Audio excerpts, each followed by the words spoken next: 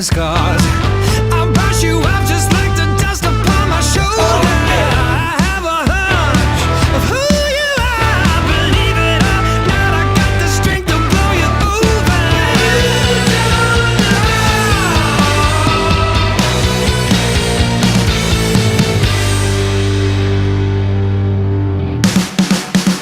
I'm a hurricane, I'm bringing thunder and rain.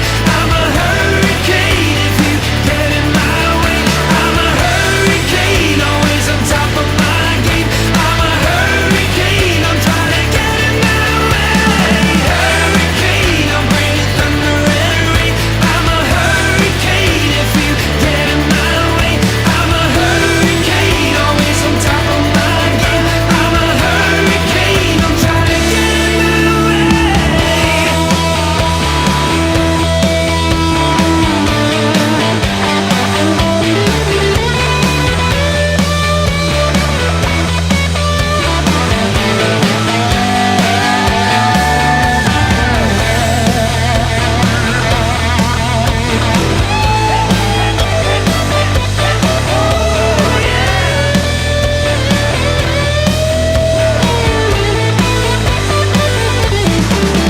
I'm a hurricane, I'm bringing thunder and rain. I'm a hurricane if you get in my way.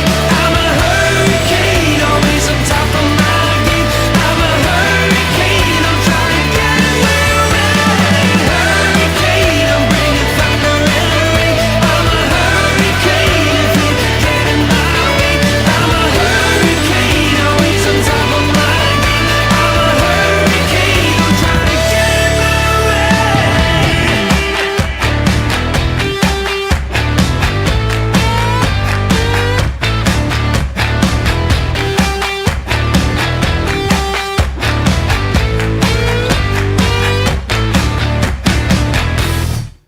Target acquired. Eagle 1, first strike. You have permission to engage the target.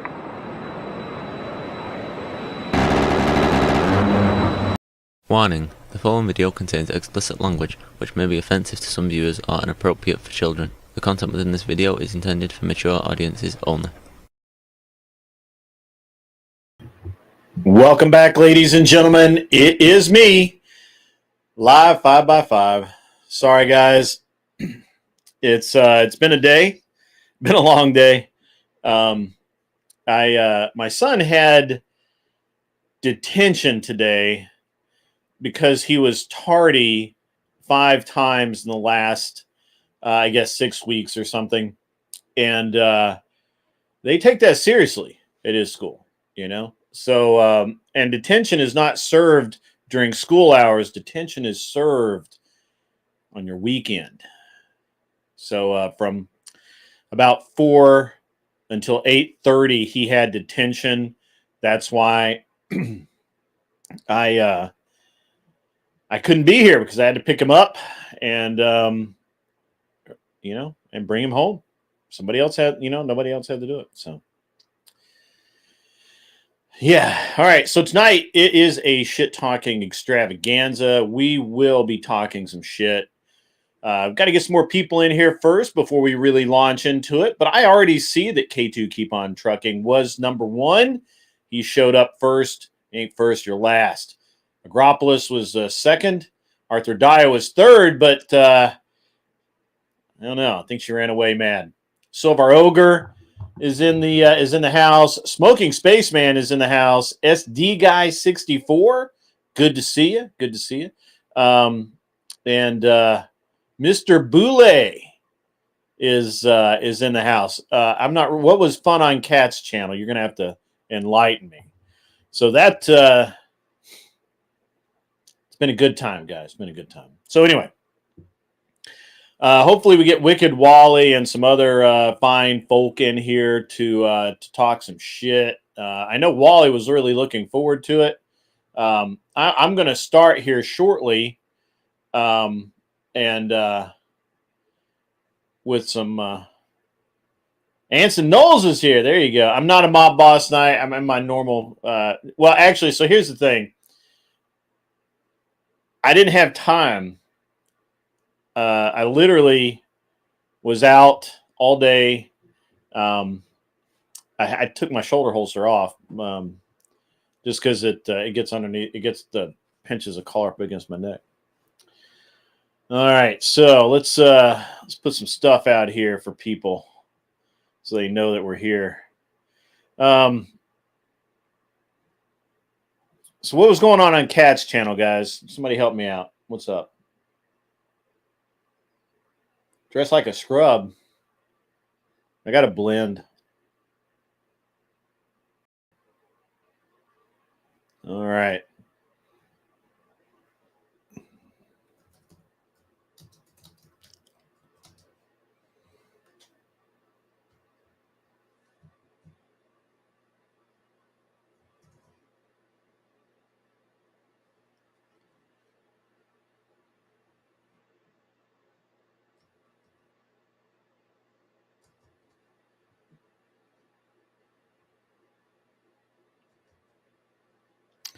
Sorry, guys. Sorry for the dead air. That's bad radio. Good thing I'm not on the radio. Just got to put the message out there.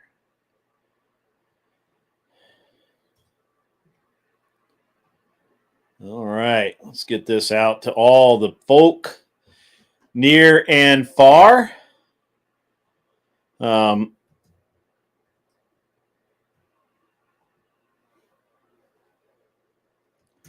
My keyboard is messing up. There we go. Smoking Spaceman. Let's see. Cat started out great, but derailed halfway through with some personal D10 stories from our co-host Damon. Yeah, okay. What's up, Fredo Fonzarelli? How are you, sir? Our car Oak went to the game. And I did not go to the game. My kid had detention. You know, he had to get a little bit of a, not really a beat down, but, you know, close enough.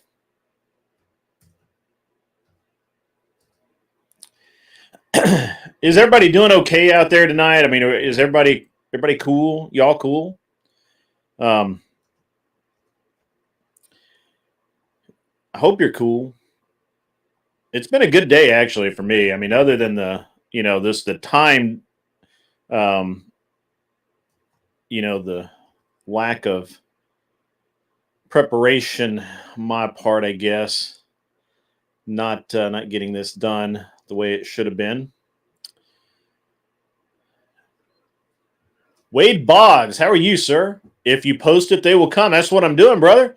I'm getting it out there. I'm running behind tonight. I apologize. I freely admit I got my schedule's a little messed up right now, but I'm fixing it. You guys just bear with me just a couple of minutes, and we'll get right into the shit talking extravaganza, which, as we all know, is what we're all here for. We're not really, you're definitely not here to listen to me ramble on about nonsense tonight. It's all about talking sheet, and nothing but the sheet. So that's what's up. Where was I? There we go. I will, mods, I'll post a link for people to come up momentarily. I just need to finish this cool stuff up, and I will make that happen shortly. Give me a couple more minutes to spam everybody. All of it. You're all getting spam. I mean, it's not real spam. It's kind of like spam light.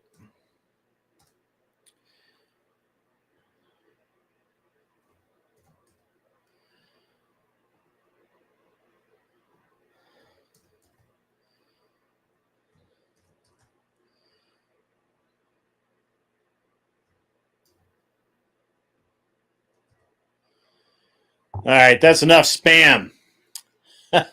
You ain't ever been cool? I doubt that, brother. I doubt that. I think you're cool, man.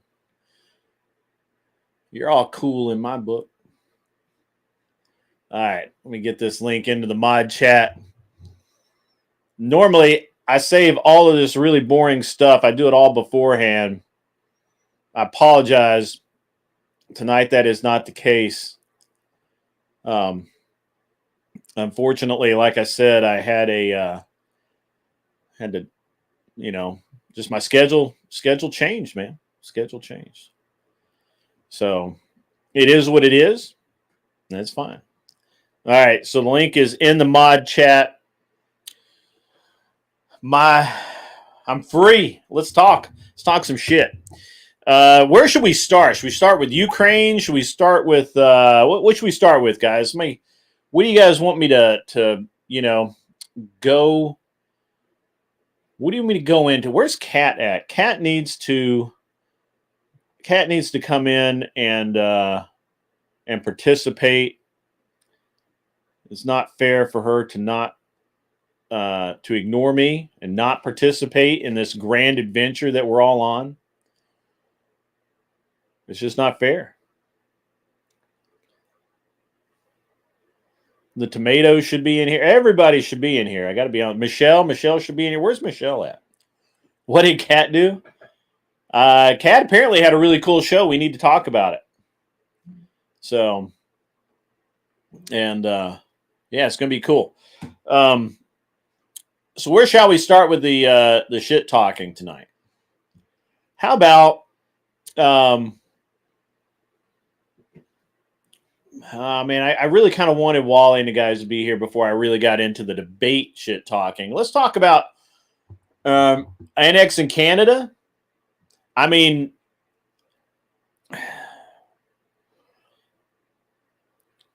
it's one of those things where it's kind of a tongue-in-cheek thing. It's kind of a joke, but at the same time, it's kind of not a joke. I mean, I don't know. I don't know that it would be a bad thing. I don't know.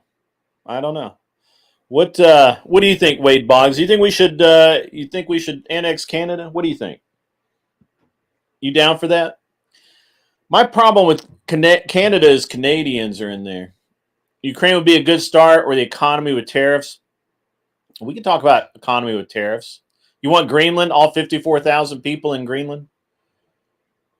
There may not even be 54,000 people in Greenland. My husky wants us to annex Greenland so she'll have extra room to play in the snow. That's about it. Yeah, we could just take over all of North America, become imperialist. Probably what's up. Ukraine. Well, let's just look. And I've said this. I said this on Fredo's show the other day. I've said this in a lot of places. Look, I don't care. I faced Wick down with it on his show. We'll talk about him in a minute.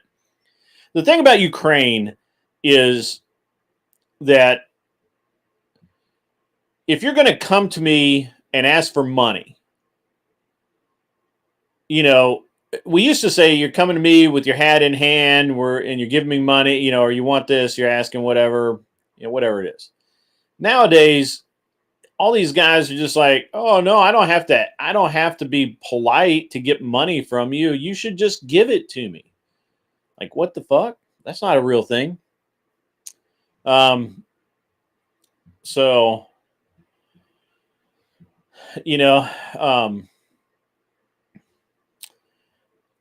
I don't know.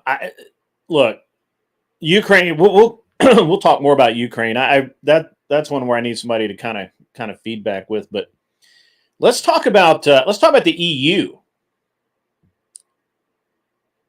AOC's aide fled the country because their visa expired. Whoops.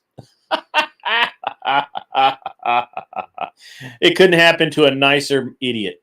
Let's talk about the EU. The EU supposedly has authorized $800 billion or so, not dollars, pound or euro to support their part of NATO's expenses, mostly related to Ukraine. I think most of the money is to go to Ukraine. So either Trump was right all along, and the EU has been playing us all for suckers, and basically, Trump's right, or they're making this shit up and they don't actually have the money. But they're saying they have 800 billion euro to pony up for NATO, to pay their share. So that's very interesting, right? Like, why is that? Why is this all of a sudden a thing? I don't know. It's very interesting to me. Maybe it is. Maybe it isn't. I seem to be lagging a little bit tonight. Well, we have to look into that. But I just find it really interesting. I think it's interesting that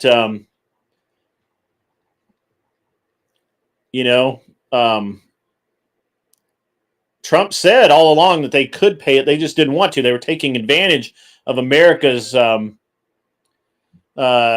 kindness, right? They were literally just saying, let me relate this to I'm sure all of you guys have been there. If you might have even been this guy. You ever been out to dinner with a guy and a bunch of friends, and one guy's like, "Hey man, I got you last time. Can you get it this time?" And it's like, and you remember that last time when he got it, it was like McDonald's, and you had like a Big Mac and some fries, like $10, and now you're out at like Texas Roadhouse. It's a $40 ticket, and he's like, "Oh, you got me right. You got me. All right, cool." And so we all know those guys, right? So, and that's what I feel like the EU is. And then all of a sudden, you get out, guy's car breaks down or something, and he's got the money. He's got the money, but he just doesn't want to kick in ever. But his car breaks down, or he just, the latest, greatest computer comes out, or the new phone comes out. He's always got it. He's always got it. It's very funny. And I feel like that's what the EU is. The EU is like the guy who just never chips in, never, always wants you to cover his part of the bill. Yeah, right. Wade Boggs is right. Why spend my money when I can spend yours? And no, I think he's right about that. I think that's a very astute observation. I think that's and I think it's accurate. I think Trump has been right about that the whole time. Now, remember, guys, the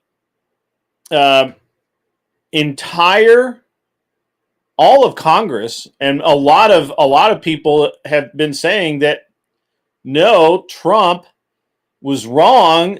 EU can't, we have to cover their share. But no, we do not. We don't have to cover their share. They kicked in finally. They finally kicked in some money. Welcome, Serendipity. Good to see you. Good to see you. It's not a debate tonight. This is a shit talking stream where I sit up here, and normally I have a couple of people here. Oh, Mr. Boulay is waiting again, and I was looking at the wrong screen. Mr. Boulay is in the house. What's up, Mr. Boulay? How are you? Good evening, Greg. Good evening, good folks in the chat. What is up? Man, I got no idea. I've been running around all day.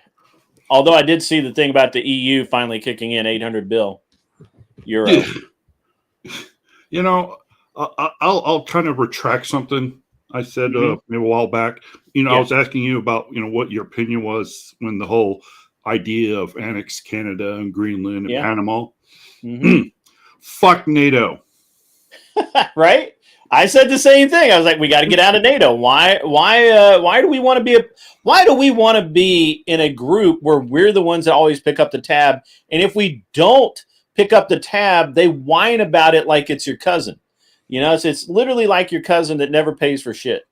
So I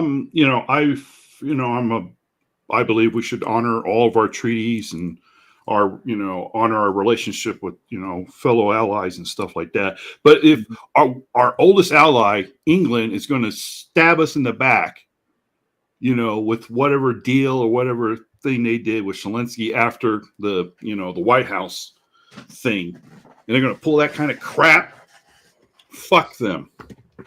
Yeah, what? We could take all that money from supporting all the military, all their NATO forces, all of our bases everywhere. Let's bring it home.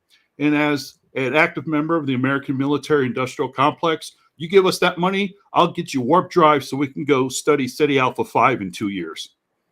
We will You know bring what's the birth interesting? of Starfleet Command. I will give you drive. What's interesting, Mr. Boulay, what's really interesting about all of this is how quickly it's happened, right? Like the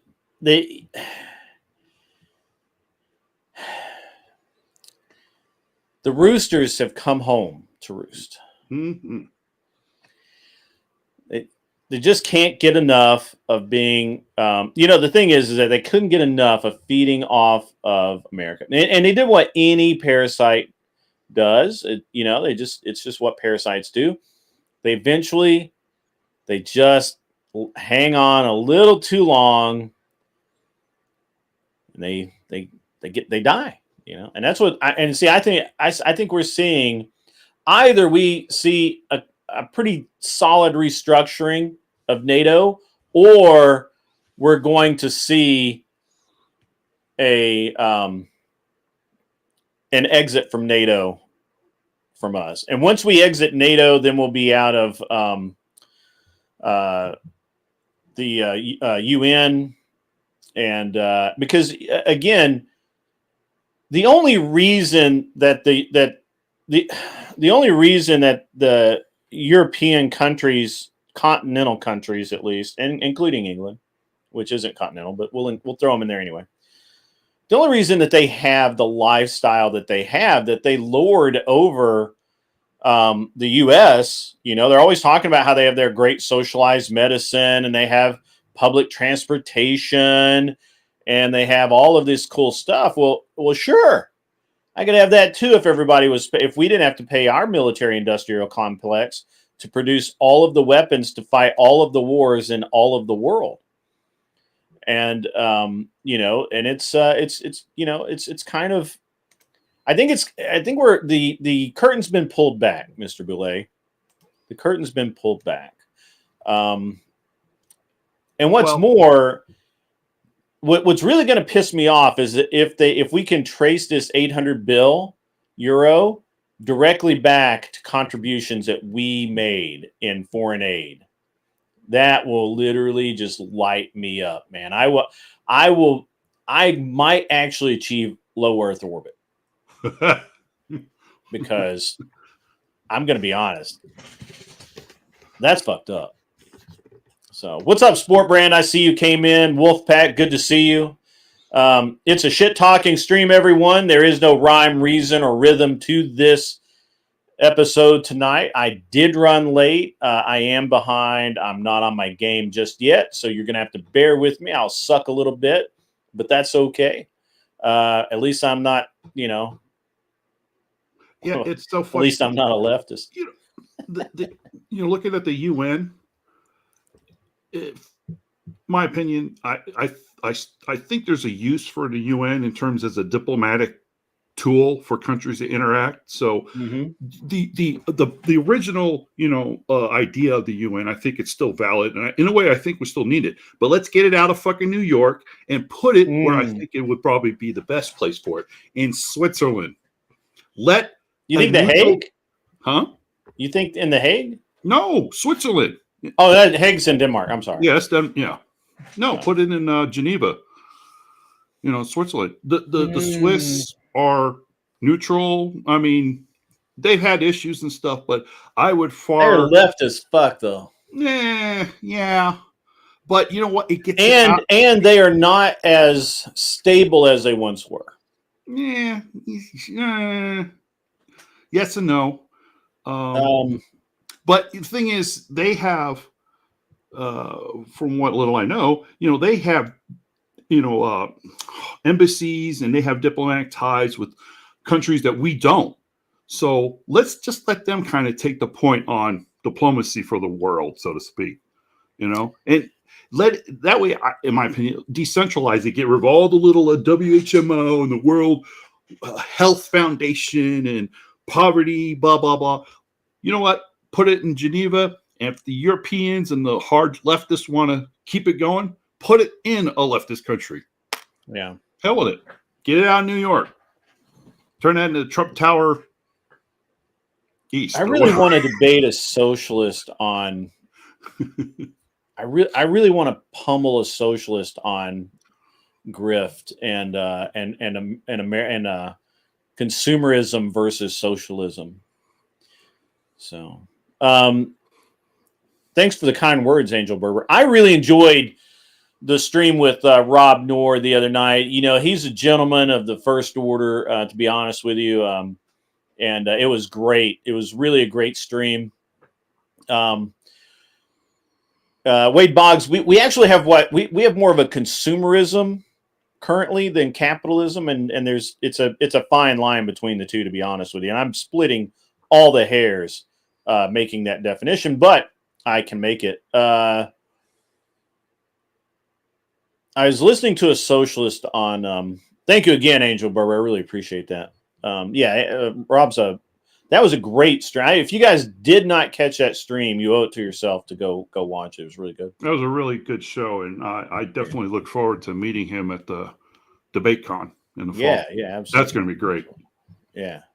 So I had a conversation. Unfortunately, it wasn't online. It was over the phone, but with an actual socialist, and we were arguing back and forth today about why. Well, first of all, he started saying, well, he was anti-capitalist, and I said, so you're socialist? He said, no, I'm anti-capitalist. I'm like, well, that's literally socialism. So what part of socialism do you not agree with? You know, and it's like, it gives me a headache because he never really he was never really able to define it. Basically, he just wants to like soak the rich, right? And so, because he said he doesn't make enough money. I said, well, okay, if you could buy a Lamborghini, would you go buy one? Yeah, absolutely would. Okay. So if I let's just say that let's break this down a little bit, right? You're a money guy, Mr. Boulay. So, if you have, so first of all, would you say that we're in a consumerism society, or a capitalist society, or socialist, or any other version that you want to go with? What would you say society is, Mr. Boulay? Our current society. I think our current society leans towards more consumerism, because it seems to me everybody is buying everything and anything they can. Mm-hmm. The keep up with the Joneses, mm-hmm. Thing. And in my opinion, people aren't saving enough. They're not,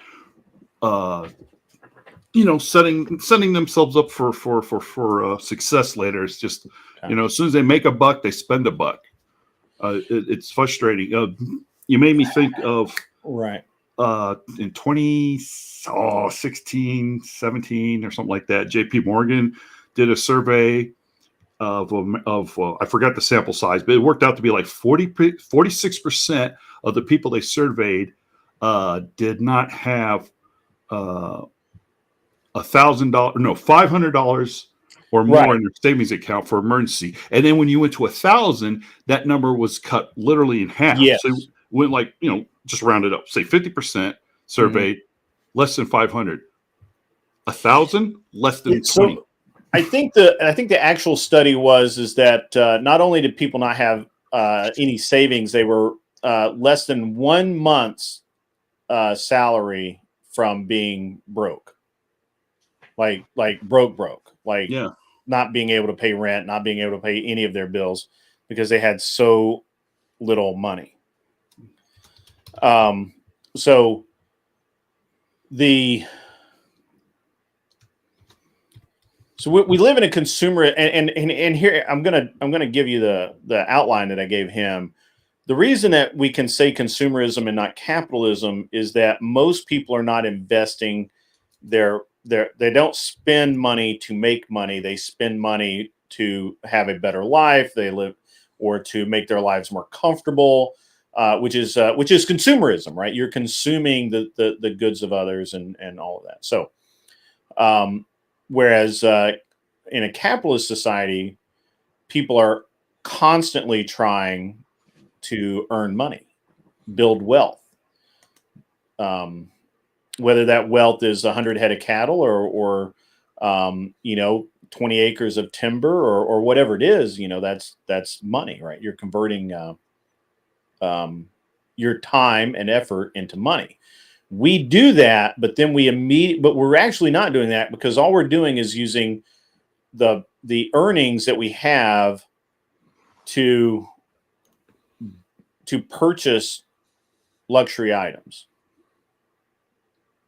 And by luxury, I mean just random shit that we just don't actually need, but we want them anyway, right? So,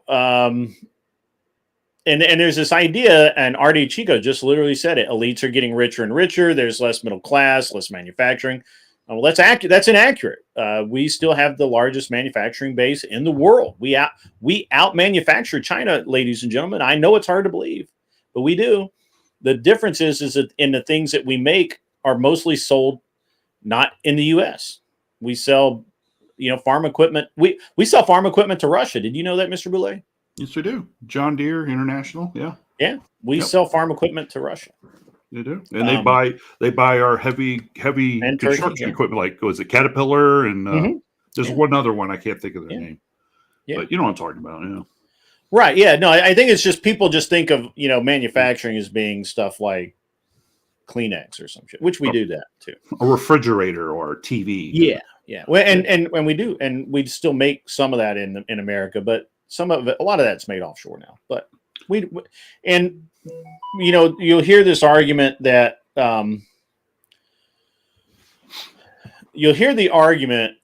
well, we want technology jobs here. We want to the product that we want to create is intellectual property. We want to be the idea guys, right? Like all of that.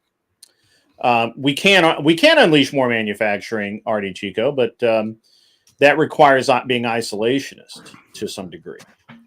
And so anyway, and here's how this works. Most every American takes their paycheck, and instead of paying their bills, their actual bills, rent, food, grocery, gas in the car, once they have that done, instead of putting that money to work for them, either putting it in a bank, putting it into some sort of investment vehicle, whether that's stocks, bonds, whatever, they'll go out, they go shopping. How many people do you know, Mr. Boulay, that go shopping every week? Well, a handful. Maybe you're a bad example. All right. And the but if you just drive by a mall, it's just absolutely packed. Oh, and yeah. Amazon delivers every day to all kinds of people. Yep.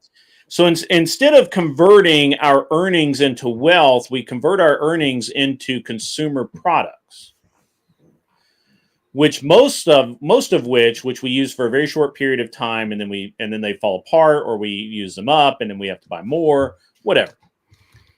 And this makes us a consumer society, and in theory, that's really bad. It is actually bad, but it's not as bad as socialism, because socialism takes our money and turns it into nothing. Real quick, we just got raided by Wrestler, so thanks for the raid. Awesome, thank you. Appreciate the raid, Wrestler. Are you in the house, man? Yeah. Sorry, didn't mean to cut you off. No, that's cool. So we're going back and forth, and he's talking about means of production. He's talking about all of this nonsense, just all kinds of bullshit, And so I come back with, look, let me walk you through this, Mr. Boulay. Yes, sir. Let's say that in a year's time, I spend $100,000 on my credit card, and I pay that off every month, right? And I'm buying fuel for my boat. I put gas in the car. I buy food. I buy toys for the kids. I buy all of this, whatever it is, right? Every dollar I spend pays somebody, right? Mm-hmm. That is proper redistribution of wealth, because that pays not you, because you work for the government or you contract for the government, but that pays people like the guy down at the corner that owns a gas station, that pays the kid who cuts the yard. I actually just wrote a check to the people who cut the yard for the lake house. So I just cut them a check for $1,000. So that puts money into my not my local economy, but the national and global economy as well. If you tax me more, as socialists always want to do, they want to tax the rich more and more. If you tax me more, that's less money that I have to spend on those consumer goods, on those consumer items. The less I spend, the less need there are, the less jobs there are in malls, the less jobs there are at gas stations, the less jobs there are down at Walmart when I go in to buy my working t-shirts. Yep. So this is the fatal flaw when people start talking about the circularity of, well, tax the rich. They don't spend money. They don't pay taxes. They don't do this or that. Well, taxes are ridiculous anyway. And all of this did grow out of a tariffs conversation, by the way. So then he pulls because we'd started out on tariffs and moved away, and I got into consumerism, and then we come back to tariffs. And he says, well, tariffs are going to make everything more expensive and less people are going to be able to afford them. And therefore, it's the same result. It's just it's just now the government's doing it. But that's not actually factual, especially the way that Trump is doing reciprocal tariffs. And what that means is, for those of you who don't understand big words so good, is it means that if Mr. Boulay charges my employees $5 to eat lunch at his lunch counter, but I don't charge Mr. Boulay's employees to $5 to eat at my dinner counter, his guys are going to be able to eat at my dinner. More of his guys are going to be able to eat at my dinner counter, right? Because they're not paying that $5 than mine are at his. And so therefore, I since I don't have that tariff on him, I will make more money than him. Correct? Is that math? Does that math? It sounds good to me. Okay. So, but then if I put a tariff on my lunch counter or dinner counter, and he has a tariff, now it's even. And now, either he has to drop his tariff, or I have to drop mine, so that we both continue forward making money. Mm-hmm. Right. It's about being competitive. Right. That's a factor. Yeah. Yeah. So, and this brought the conversation into whether or not we have a true free market economy in the United States. Now, I have to ask you, Mr. Boulay, before I start, do you think that we have an actual free market economy in the United States? No. Why is that, do you think? There are some monopolies out there, but is there anything we can do about it? Do you think it? I don't think they're monopolies. I don't think that's the reason. Well, I mean, we do have a monopoly, but it's not the one you think. Okay. Yeah, Stephen Akari got it. He got it. Government. It's government. Yes, I would. Government. Yes, I would. The government is why we do not have true free economy. Well, yeah. Because if Mr. Boulay, if in my state, in Tennessee, if I don't have to pay taxes, or I don't have to meet a certain requirement for, say, environmental hazards, but down in Alabama you do, I can make more product and sell it cheaper than you. That's just math. So what we have right now is we have the government interfering with capitalism. When the government interferes with capitalism, we no longer have free trade, and that interferes with consumerism. And again, we have a consumerism society. We don't have a capitalistic society. If we had a capitalistic society, it wouldn't fucking matter because everybody would be trying to build their wealth and gain money, and they wouldn't be consuming all the time. But we don't. We don't have that. That's not how the world works, and it just is what it is. So this was it. So as you can imagine, that the socialist was by this point bleeding from the eyes, crying, gnashing of teeth. Because you really can't argue against any of those points. And that's like what I was saying last night. You stayed on target. You hit them with real hard actual facts, not this. Oh, I feel because Elon is so rich, he should pay more in taxes. No, you hit them with hard facts. This is why these things cost so much, because of government regulations, because of the lack of competition, because of unfair tariffs from trading partners overseas. You hit them with the real facts, and you stayed on target with that.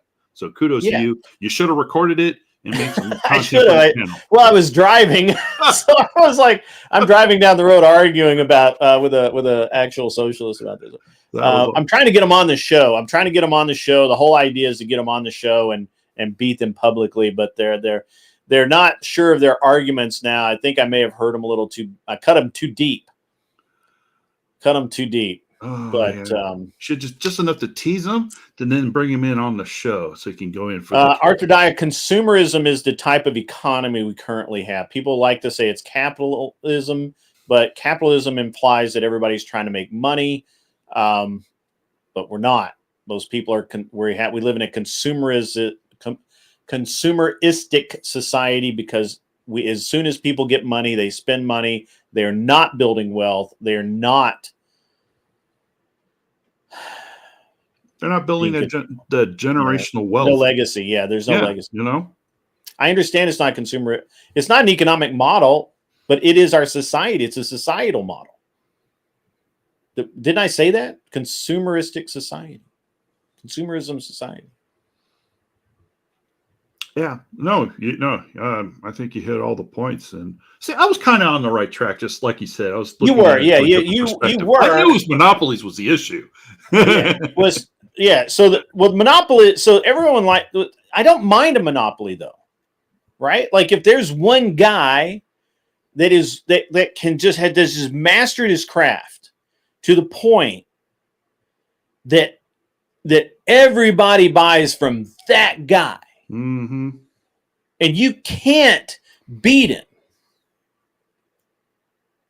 because he's so good. His prices are so low. For you to be able to duplicate his product costs you so much money, and you sell everyone at a loss. That's fine. Okay, sure, whatever. What I was trying to lead to with regards to the monopoly was the government trying to regulate monopolies. Yes. Put aside the regulations. It's just the fact, hey, there's nobody out there that can compete against you, so you need to regulate your prices just to keep it fair for everybody. Yeah. It's like, no, I don't. I'm a business. I'm going to offer, this, $5 for it. If you can't afford $5, I'm going to poo-poo on you. Somebody else will buy it. Right. I mean, so when what we have currently is government regulation and interference, so that and really what we have is the model that most large businesses, not most, and we're outside the scope of the earlier topic, but what we really have going on right now, Mr. Boulay, is we have so much government influence in our quote unquote free market that I can go to a government office and say, hey, and as a matter of fact, I have a buddy of mine who did this. Hey, thank you, Kissy Cat, for donating those memberships. I really appreciate that. That's awesome. Whoa. That is awesome. Why didn't it trigger? Oh, it did. I just can't. Why didn't it? I should have heard it though. Huh, that's weird. Hey, can I ask you Yeah. While we a got devil advocate question. Okay, so from your perspective, I'm going to assume that you want to get rid of all these regulatory agencies and all these regulatory laws, whether it's okay. Just I mean, I'm overgeneralizing, but correct me if right. Well, I mean, I think how are you going to address the issues of protecting the environment, of equal rights and equal pay in the workplace? Without these regulations, how can I have that opportunity to get that equality? Yeah, all right. So I'm not, so this is one of those things where I just, it's hard to really, it's really hard for me to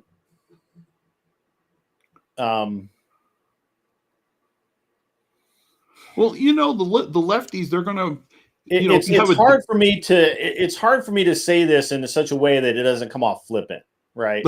but I really don't care, right? Like, so here's it, like,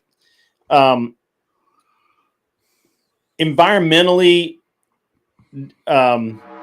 yeah, you have bad actors out there, but you'll have bad actors with, it doesn't matter how much regulation you put in place, you're going to have bad actors. I think most corporations now, they see the value in having a sustainable model, right? Like nobody wants to come in, clear cut a forest and then move on. They understand that property costs a bunch of money, right?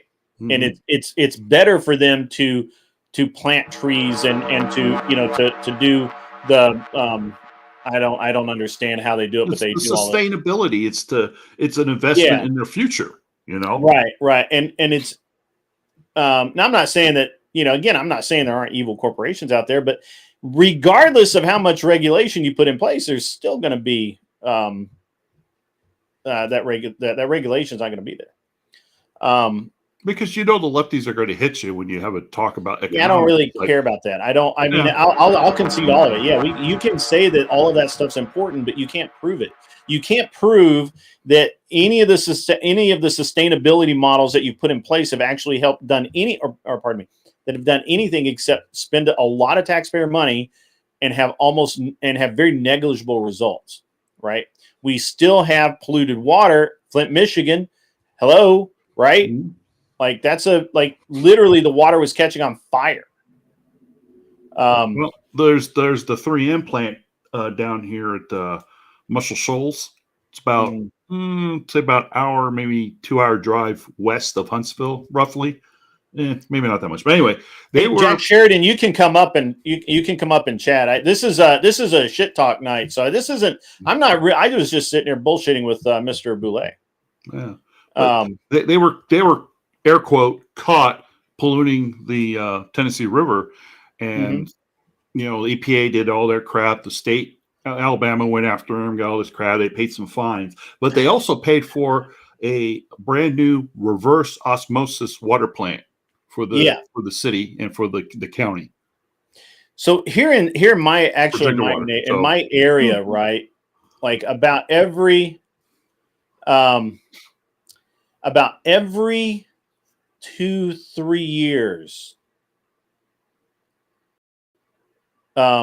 we will somebody will say, like, as a matter of fact, just a couple of years ago, I think it was 2 years ago, could have been last year, but they did some water testing. As a matter of fact, at the dock where I launch at a lot, on the lake that I fish like basically every day, they did some testing and they found like kind of high levels of mercury and some other things, but it was all honestly within. It was all actually within the realm of naturally occurring elements. Mm-hmm. Yeah, some of that stuff's going to show up anyway. It was all within the limits. Yeah. But some moron, well, not some moron. Obviously, there are people that look for these things, and then they publish it in such a way, they represent it as this big, giant, monsters thing going on that, somebody's polluting the water. Somebody is, there's this is terrible. This is, people are going to die. They're going to get sick. Oh, the concentration rate went up 2 parts per Right. Don't million eat from the last fish out of year. the lake. You know, Give me a don't eat. You break. know, it's just terrible. Yeah. Oh, Miss Di sends in $7.99 Australian. I think that's $5. I don't know. Shout out to Grid and Mr. Boulay. My short-lived mama break is over. Teething babies are fun. I remember that. Stay safe and God bless to my American homies. Thank you, Mrs. D. Really appreciate seeing you on the show. It's very rare that you make it on, and I really do appreciate you coming on tonight. Thank you so much. And God save the Perth Mint. Best mint for gold and silver coins in the world, in my opinion. Really? Okay. Yep. I prefer the Perth Mint over the U.S. Yeah. Mint any day of the week. Yeah. But I digress. So at any rate, so they did those tests, and look, they test every year, Yeah. and they test several times a year actually. So we have literally TVA is all. I mean, TWRA is on the lake, like they have an office there, like they just walk out and do it, right? And so, you know, like 6 weeks later, they retested and all the levels are back. And really what it was is it wasn't that somebody dumped a bunch of crap in the lake. It was just naturally, you know, have you ever heard of lake turnover? No, I haven't. All right. So if you think of a lake as levels of water, you have a dead layer at the bottom. And right. Occasionally the water, based on temperature and the way the Earth and Moon and all that crap move or whatever, but it'll actually turn over. That dead layer will come to the surface. Yep, And that's what happens is you have this lake turnover, and then you get some minerals that probably a little bit of a little bit more stuff. Some of the heavy elements that would just normally sit at the bottom. Yeah, and then it filters back down. It's no problem, right? It's no big deal. So that's always very interesting. But yeah, so look, while some regulation universally applied, I can agree with that. But what we currently have is a lot of favoritism. Obviously, you can look at, again, Congress goes in at $180,000 a year, and by their third year, they're have got $10 million in the bank. So, it's just, it is what it is. Anyway, so but the conversation with the socialists was fucking awesome today. I had a great time doing it. I think they got very frustrated. Fortunately, I lost signal, so they didn't have to hang up on me. Auto rage quit. Yeah, they didn't rage quit because I was headed to the lake house, and it's a rural area, so I lost signal, and so they couldn't rage quit.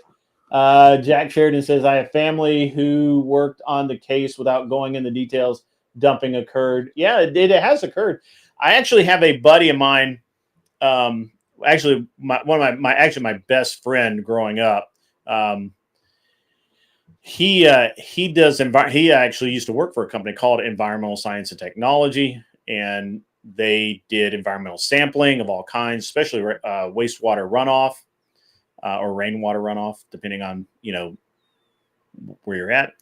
And he tested water samples all the time, every day. It was crazy. It was interesting. So, but yeah, so the socialist was cool. The WIC panel was fucking lit. I don't know if you watched that, Mr. Boulay, but it was lit. Talk about a bad faith dude, right? Yeah. Like he tries to act really good faith and all that, but that dude's just fucking, he's bad faith. Yeah. What kind of moderator jumps on and goes, well, I'm just going to take the lefty sides. And so, we have one rage quit. No. A moderator is there to kind of keep everything even keeled, the discussion going, bring people back to focus. No, you're wrong, Mr. Boulay. You're wrong. No. You're wrong. I'm wrong. You're wrong. Oh my God. Yeah. WIC was that was a good panel though, because we got the rage quit. Yeah, because once they run, you stay on the points, you stay on the facts, the real facts. Don't appeal to feelings or any of that jazz, and just keep hitting them. Say, hey, you're ignoring real data. You're ignoring this. You're Yeah. ignoring that.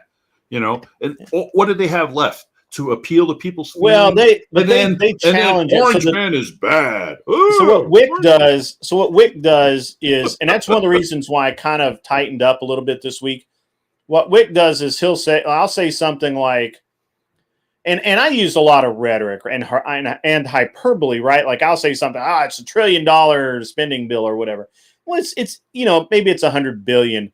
I'm being hyperbolic, right? And it's pretty obvious. I usually think I'm being pretty obvious when I'm being hyperbolic, but apparently not everybody knows how to take a fucking joke.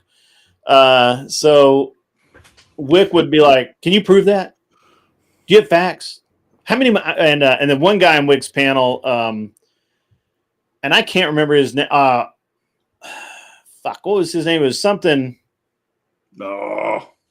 I can't. It was like all relevant instead of irrelevant, all relevant. What fucking idiots! And he was like, "Can you prove that it was 300 billion?" And I guess Trump had actually said 350 billion in money that was sent to Ukraine. And I just like quickly pulled up an article. It was 196 billion in one spending bill. Like not all of them wasn't a total. It was just 196 billion in one spending bill. He's like, see, it's only 196 billion. And I'm like, this is one spending bill. One of many. One of many. I'm like, I'm not going to go hunt them all down for you, bro. I was being hyperbolic. But I think it's universally accepted that at least $500 billion has been sent by the U.S. That just proves all they're looking for is the little gotcha moment. Oh, gotcha. It's like bullshit. It's one of many. Yeah. It's pretty terrible. Yeah. So that guy sucked. And he wasn't any fun. That's okay. But you've been doing a lot of debates this year. I mean, like I've been doing a lot of debates. Yeah, you've been doing a lot of debates and stuff.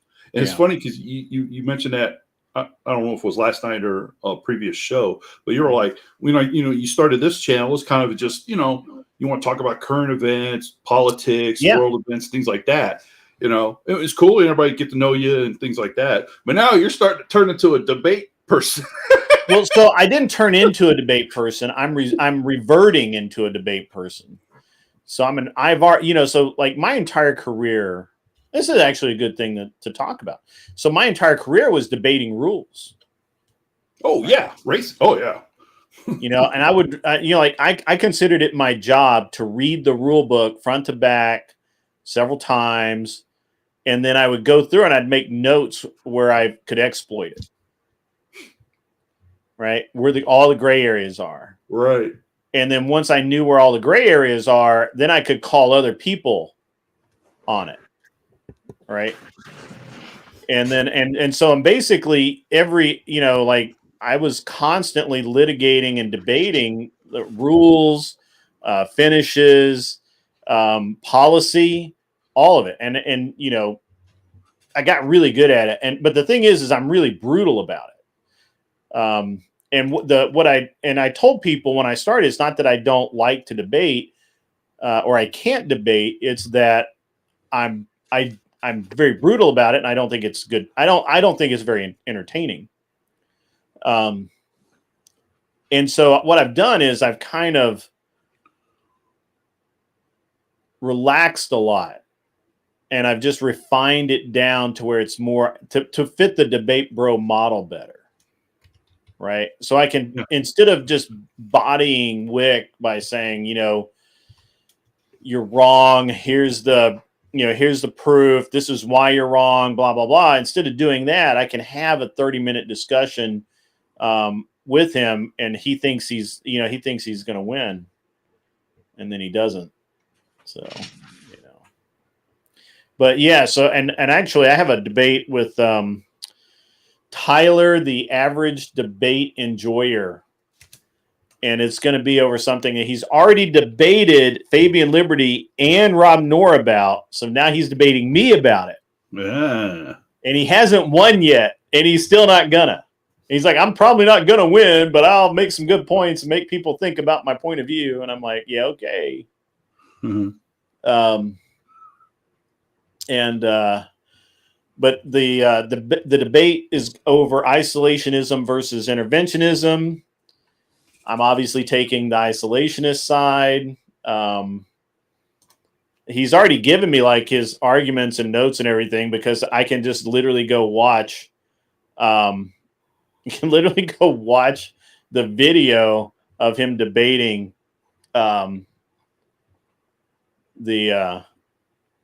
I can just go watch the debate with Rob Noor and see the guy's entire debate plan. Although he is refining it, he's trying to refine it down to where he can win. But he knows it's a very hard argument. The interventionist argument is very hard to win. So yeah, there's yeah. Oh yeah. Do the research, but yeah, be mindful. Yeah, obviously, he's trying to refine his arguments and stuff. So, but yeah, do a little research. You'll do fine. Just stay on target. yeah. No, it's and so but it's an interesting thing, right? Like Well, your intention for your channel wasn't really necessarily towards debate. I mean, you were gonna do them anyway. That's just who you are, but, right? Well, I intended to go other places. Now, we will be having the first debate on this channel.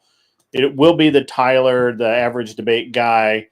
Andrew will be moderating. I've got it set for Wednesday, the 26th, currently. But we'll see how that rolls.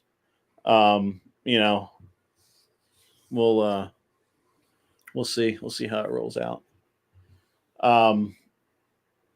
So how about all of USAID spending money laundering and social security fraud being uncovered by Doge? I think that's great, man. I'm very interested to hear all of the explanations for that. I can't wait. So what gets me? It still burns me, and you got all these damn libs. They're out there going, Elon is so evil, blah blah blah. He's doing this and that with the money. It's like, hello, folks. How many times you have to get it through your head? He has no actual authority to actually say, "Hey, Department of Treasury, don't send that money." He does not have that authority. All he's doing is going through with his minions and saying, "Hey, Mr. President or whoever, look at this line item. Does this look right?" That's legit. That's and actually I had that discussion the other night. Unfortunately, I got interrupted and wasn't able to really complete it. It got obviously it was a tactical sidetrack because they were literally claiming, you got Trump going in, or pardon me, you got Elon going in here and he's stopping all these programs, he's cutting off funding for this, he's doing that. And I'm like, no, he can't do any of that.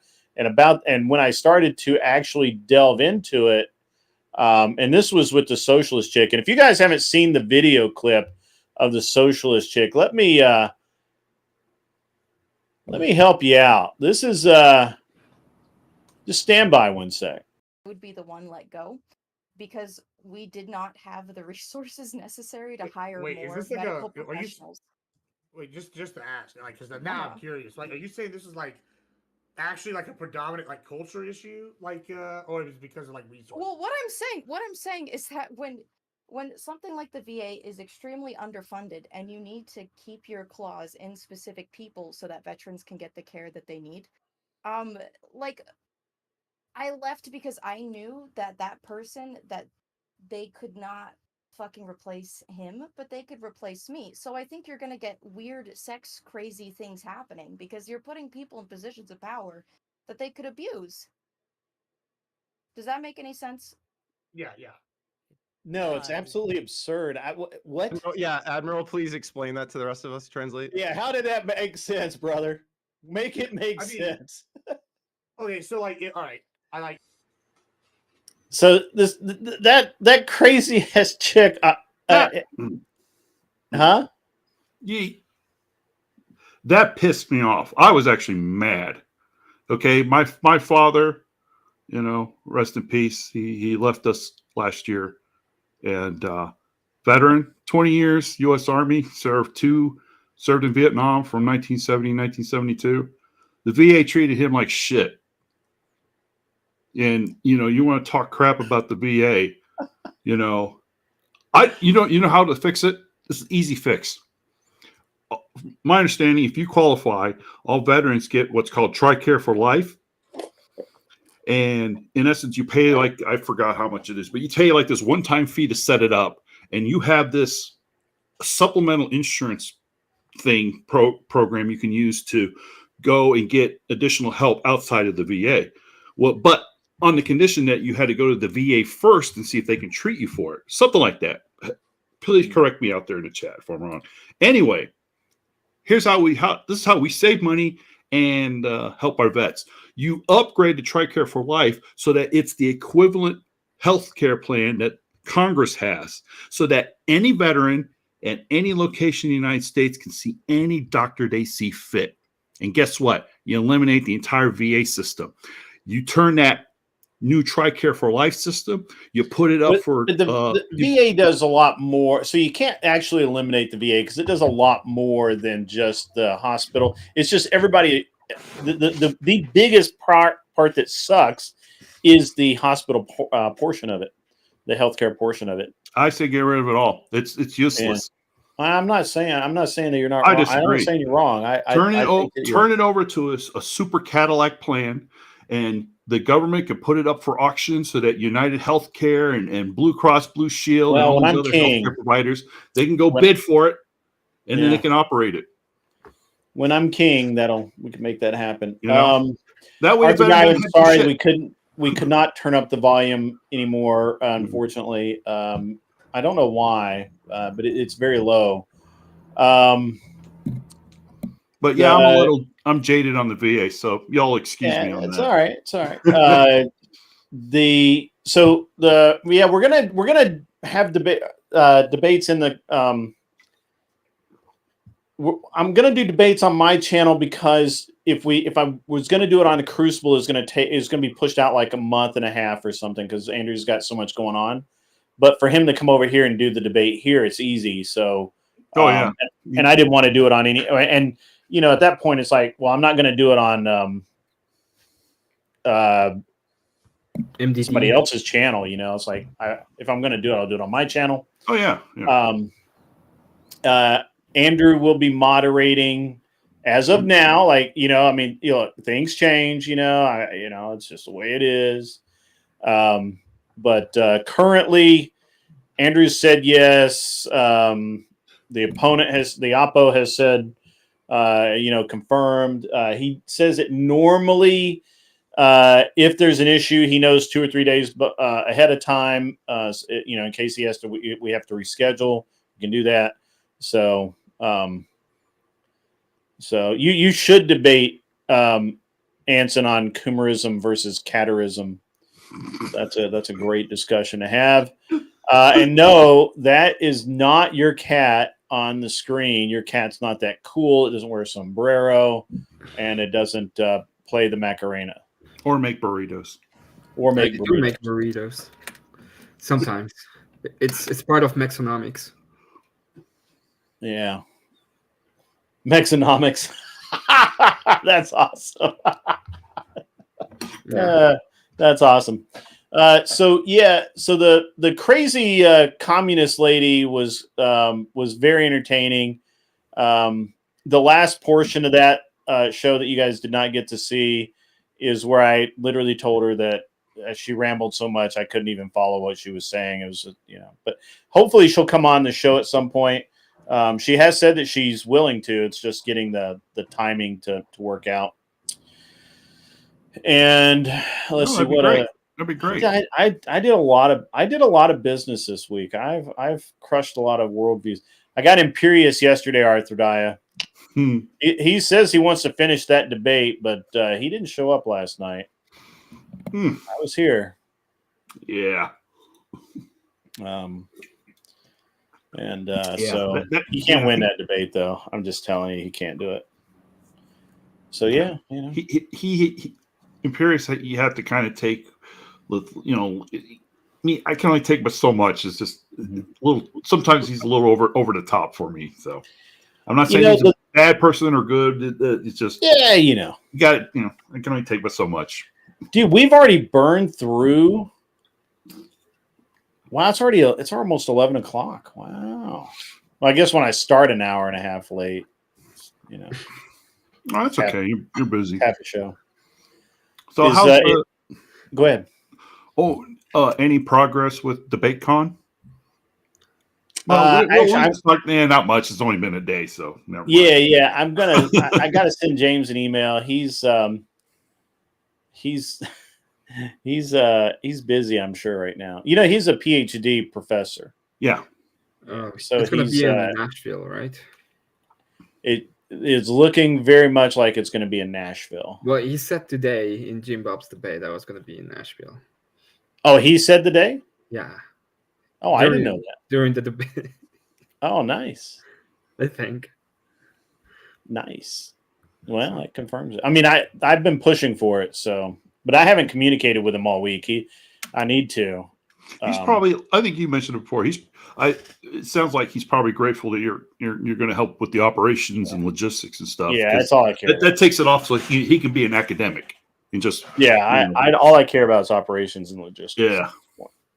I don't want to take over. Yeah, Debate I mean, if he's already saying that, you know, it's like, yeah, we're planning to have it in Nashville. It's like, oh, okay. I think they're going to have it at a university. I can't say which one yet. I don't want to jinx anything, but if the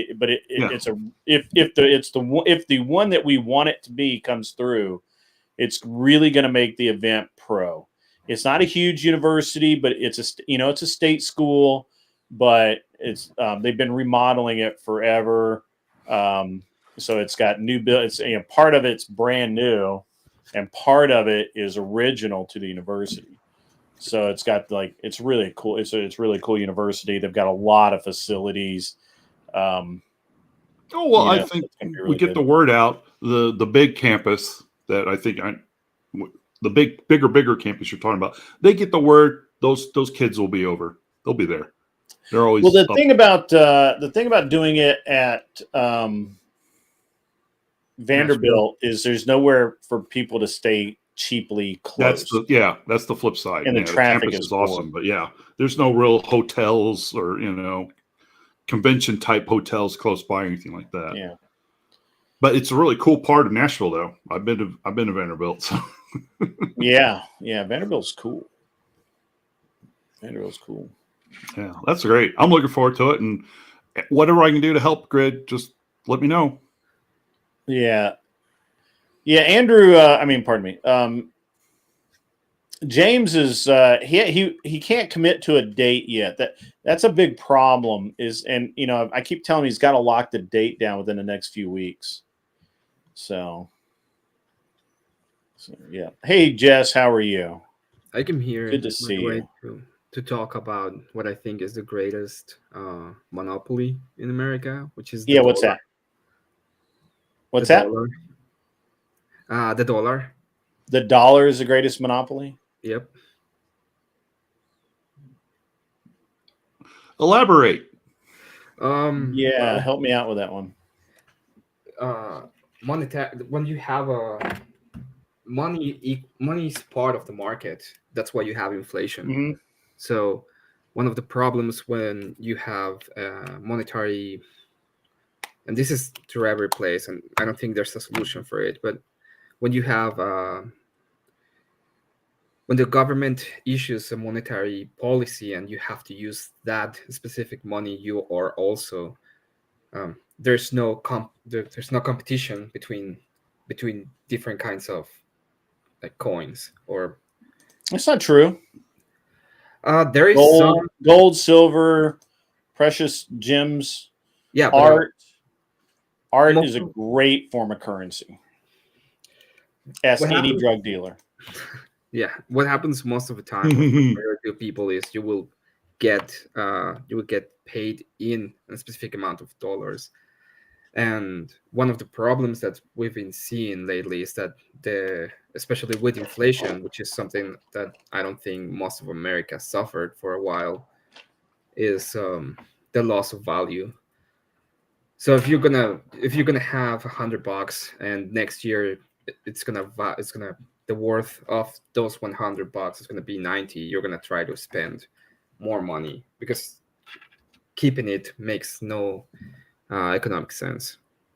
You're not actually getting the same amount of value by just keeping or saving your dollars.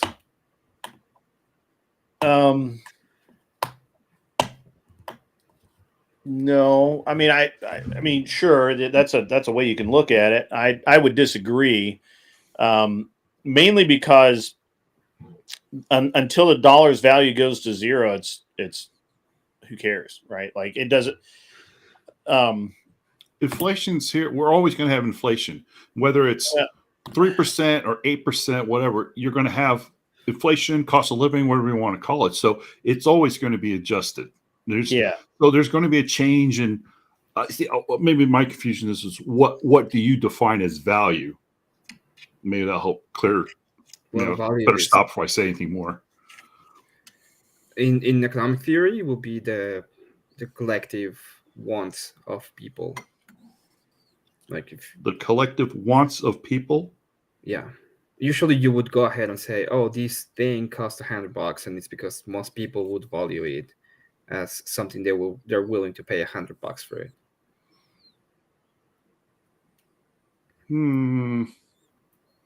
I think that, to me, that sounds more of a premium you would put on something that people would want as a want versus a need. Okay, what's your value in terms of something that's a need? Food, clothing, fuel for your gas for your car. But even then, it's still the value is based on the wants. It's like if you have the value is based on what I want for it versus what you're willing to give me for it. So if I go like, for example, if I go to my if I go down the road to my buddy the rancher and I want half a cow, I can either give him $1,500 cash money American, or he might trade me. I might repair one of his vehicles, right? I mean, central banking is almost always. First of all, central banking is always a monopoly. It doesn't matter whether you're using gold, silver, Bitcoin, mother of pearl, Bitcoin. It doesn't matter. No. It doesn't matter. You can, whether that money is paper or a dollar gold coin is irrelevant. I mean, and I know Mr. Boulay hates to hear me say that because he's a gold and silver enthusiast of great stature. But that's the reality of it, right? Mm-hmm. And the only reason.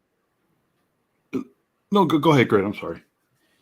I mean, the reason that we really should not tolerate inflation in this country because of the IMS, which is an organization that was formed to depress smaller countries' currencies so that they would use the U.S. dollar, and because of that, it absolutely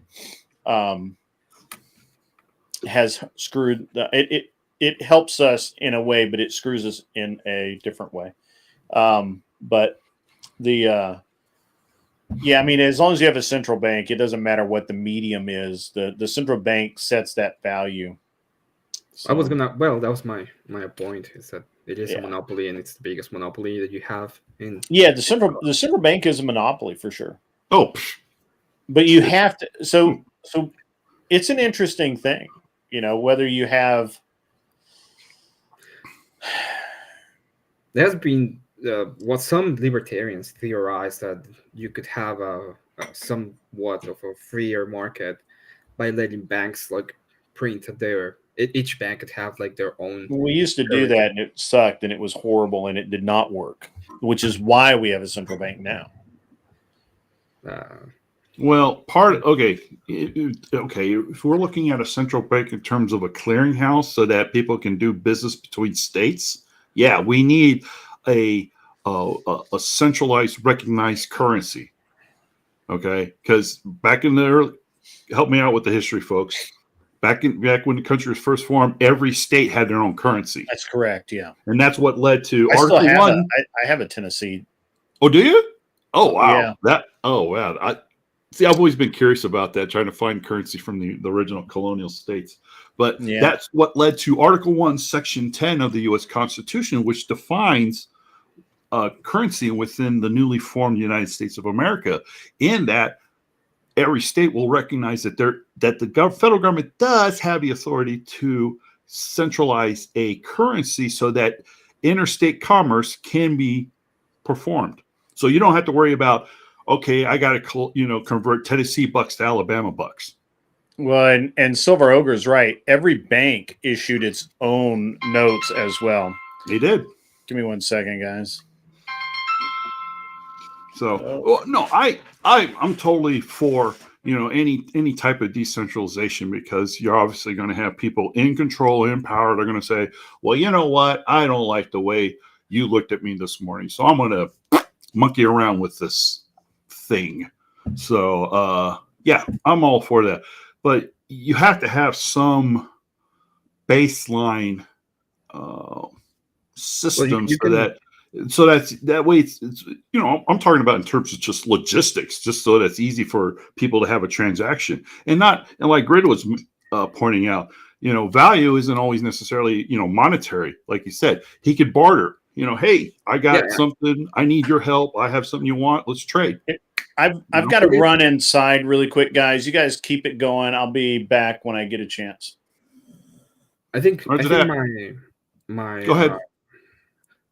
The definition I give, which is the ones like it tries to express the value that people say that thing is, takes into consideration that if he wants a cow and the other person has a vehicle that needs to be repaired and they get to an agreement, both of them get what they want. It's not necessarily has to be money, but it is an expression of wants and needs, you can say. Oh, sure. I was just using the dollar as a baseline per se, because I was talking about the monetary value of it. Mm-hmm. So are you kind of I'm trying to form my words here. Are you Am I libertarian? No. I'm just trying to understand how you're defining value with regards to how a collective of people are going to say, hey, that basketball that you made, it's only worth $3, but you're charging $8. I mean, I know it's kind of an extreme example, but just kind of help me wrap my head around it. Well, the idea is, or what I've heard in a marketplace would be like, let's say there's two people selling basketballs, and one would put it at 8 and the other one would put it at 5, and you may think just for the monetary value you could say people would go ahead and buy more of the 5, but it also depends in the quality. So the 8 may have better quality. So at the end of the day, when several days pass and you have like an idea of how many were sold, the people who are selling them can have like, oh, maybe I need to lower the value of the 8 so more people will want to get mine, so I can have the amount so I can sell the amount that I need. It's at the end of the day is trade is, I don't think it's exact science, and it has to do with interrelationship with the customers and the people who are selling the goods. Oh yeah. No doubt. I mean, that's how businesses get established and stuff, by their quality of their product and the goods and services that they provide. So if you can make a better widget than the other guy, but people are, and it's the higher quality and you got good customer service and, all this other good, good business practices. Yeah. People will flock to you, and the other competitor is going to have to either step up their game or reduce the price or do something if they want to get into that market. So even if you have that sounds like the free market system to me. What you're describing. Even if you have like the basketball ball, you say, and you go to a market and you're like, I want to sell this, and you go ahead and say, hey, this is $8, and the other person's like, well, I'm willing to give you $3. You can like try to compensate with that person, and if they don't give to an agreement, the guy with the ball that's charging $8 will go to another person, and he might find the person that he wants the ball for the amount that he's willing to sell it. As I said, this is the reason why I don't say it's just exact science. Is like you're taking into consideration the proclivities of the people, and when you like, you can chart it out when you have an extended amount of time, and you can have an idea of the prices of things.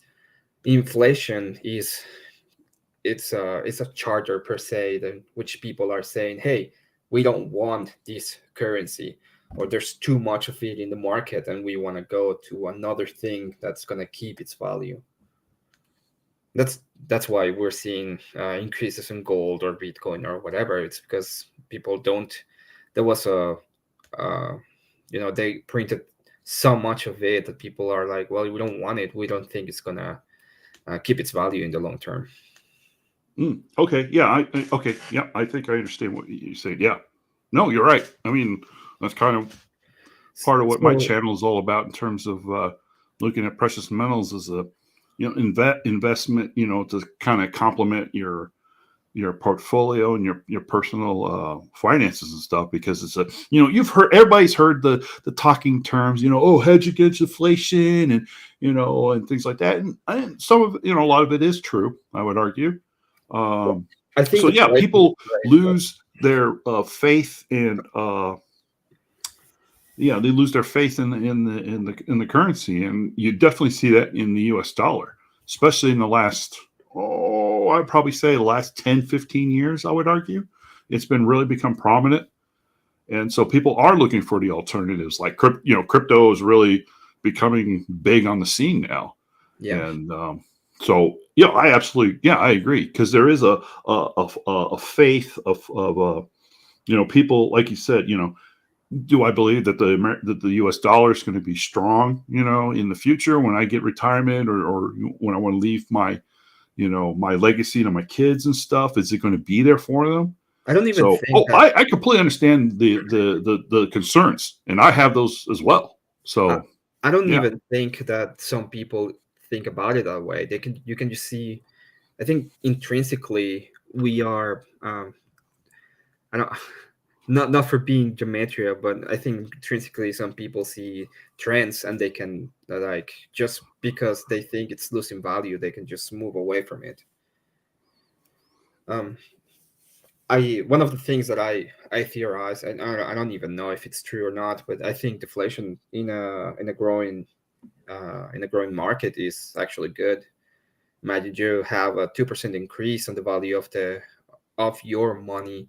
You can save it, and year by year you get an increase, not only on what you're getting from, let's say, your job, you're also saving more money, and you're pretty much getting a pay raise just by getting the same amount of money. But I've heard some people are like, but people will not want to just buy stuff. Well, I think it goes back to what Grid brought up earlier. Are we a consumerism, or are we a capitalism type? Economy. And one of the reasons I think it's becoming more and more a consumerism economy, besides the fact that there's a lot of pressure to buy the next big thing, is because the dollar is losing its value. So most people will want to use it on something. They think that if next year you're not going to be able to get the same thing, you will probably want to use that now before you lose the value that you have now.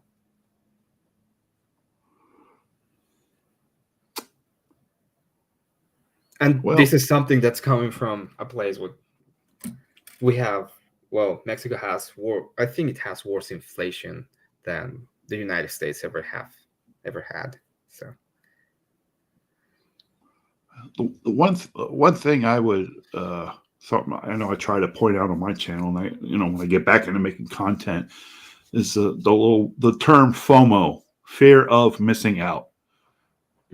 yeah, I and definitely in the precious metal community, a lot of people get caught up in it. When they say like spot prices are, I mean, gold is what?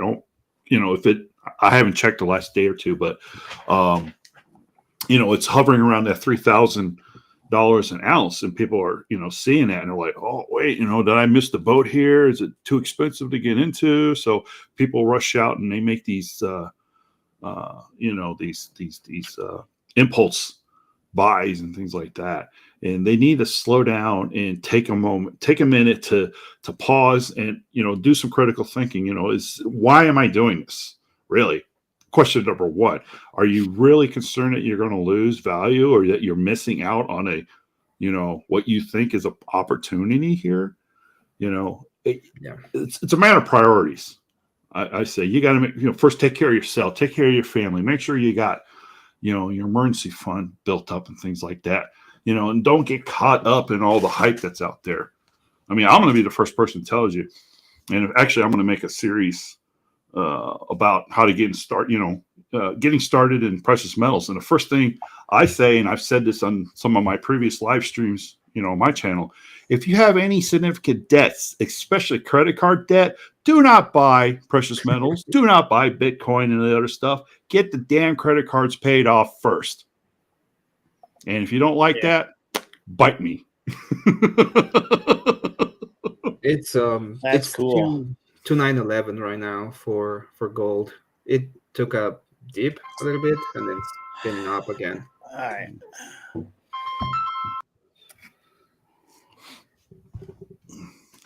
Uh-oh. Yep.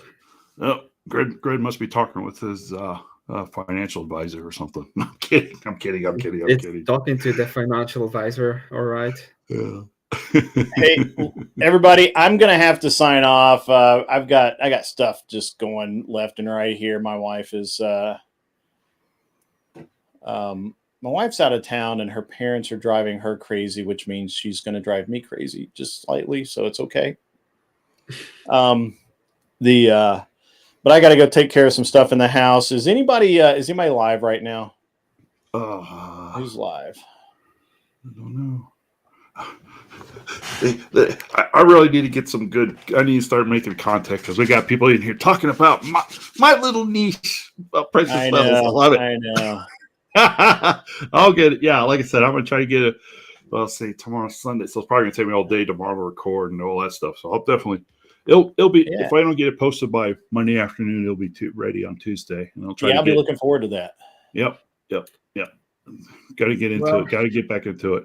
So hey, anybody live right now is? I'm looking. I can't find anyone. It's a slow night. It's a slow Saturday. Yeah. Usually somebody's on. I think Jimbo is still live. I think he might be talking about his debate. Yeah, I don't see anybody that I normally read that's live. Let's see. Do you know that YouTube police guy? Yeah, I do. Who else? Oh, Jim Bob's still on. Yeah, so is he really? Yep. I think so. He should have come up. He should have come. Yeah, he's still on. All right, let me find the link for it. All right. Everything's slowed down. You got it. He is. All right. Let's see. Here, put it. Got it. Put it in the private chat. Got it. I got it. I found it. Okay. Weird that it didn't pop up. Well, great. Thank you for having me on, Mr. Yeah, absolutely, man. Sorry I couldn't be there, but for everybody. No, we had a good conversation. I will not be on tomorrow at all unless unless there's a cool debate or something going on somewhere and I just happen to hop on. I will be back Monday afternoon and probably Monday night. Look for the alerts. Hopefully everybody's joined and done all the things that you should be doing. And in the meantime, Well, you know, Artie Chico Glenn used to stream in that slot. Unfortunately, he's got some personal stuff. He's helping somebody else out right now, so he can't do that. Ladies and gentlemen, as always, you guys have a great night. Rest of your night. I don't care where you go, but you can't stay here. Be cool. Wear glasses if you need them. Get off.